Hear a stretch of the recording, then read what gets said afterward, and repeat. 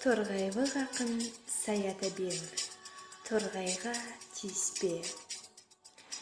Ел басына күн туса ұл сыналар, ұл емеспен тесіктен құрсы қалар.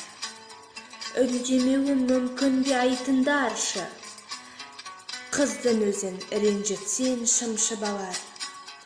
Қандай кісі торғайдан жер сұраған, сұрауына қалайша ел шыдаған.